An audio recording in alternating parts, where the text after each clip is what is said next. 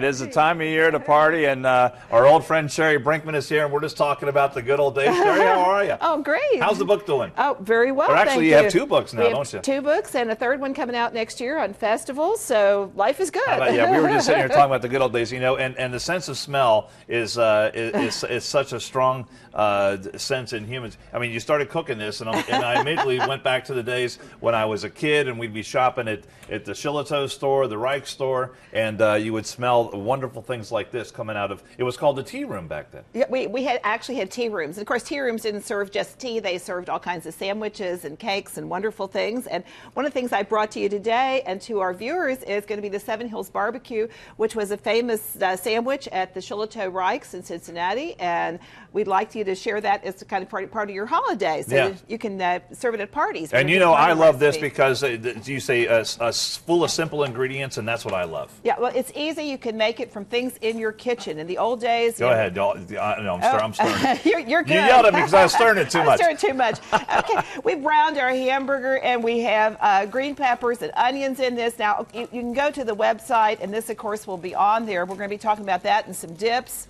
It's interesting because it's kind of got a sweet-sour flavor, so you're going to have a little bit of cider vinegar in there, and you're going to have sugar, which is kind of different. Yeah. Nowadays, we don't put sugar in everything. A lot of sugar was used back in cooking back in the day, back in that time. Yeah, a little bit of dry mustard to give it a kick.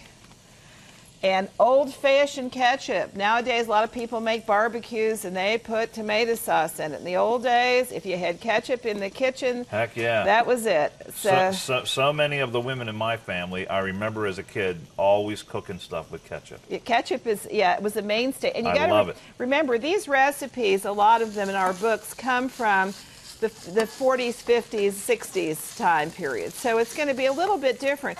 But you'll find out that there are a lot of the things that people still like and are still good, and there's no preservatives. And see, as I'm talking to Dan, I'm making it up fresh.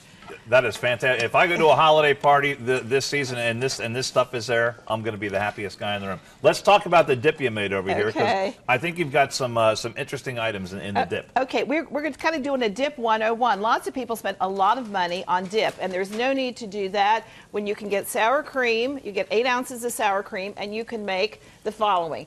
You can take, and we did an onion dip here today. It has a half a package of onion soup. We kind of made it a little bit darker today so you could see it, because dips, as we were discussing, aren't that photogenic. Gotta look good on TV. Gotta look good on television. This is, I think, the interesting ingredient right here. Okay, this is another one. You can make a second dip, which is a taco dip, which you can put your sour cream, and it will be this color. Again, I wanted to show color because, again, on television, things like dip don't have a lot of color. So we're going to show you this. You put your sour cream with this. And then, of course, you can drain clams and put sour cream in clams. And that's the least attractive because it's going to be totally white wherever you make it. Yeah, but it tastes, I think, the taco dip, I love that in dip. I think that's very interesting. These ideas are very easy. We have them on the website for you. The other thing is, we were talking about these barbecues. One of the things that makes it interesting is the old days, Shillitoe's and Reich's used to have cheddar buns in their tea room. Yeah. And nowadays, it's very hard to come up with cheddar buns. So what we have done to change that is to put the shredded cheddar cheese on the barbecue. So when you eat that, it has a little bit of shredded cheddar cheese. You have that flavoring. Well, I can't wait to try that. And Sherry is going to be signing her cookbooks at Dorothy Lane Market this weekend. Very busy this weekend. She'll be in Oakwood Friday, Washington Square on Saturday, and Springboro on Sunday. And for more on the recipes that you see here today, go to our website, fox45now.com, and click on Fox 45 in the morning. Sherry, great to see you as always. Good to see you Love too. the sweater. Merry Christmas well, to Merry you. Christmas. All right.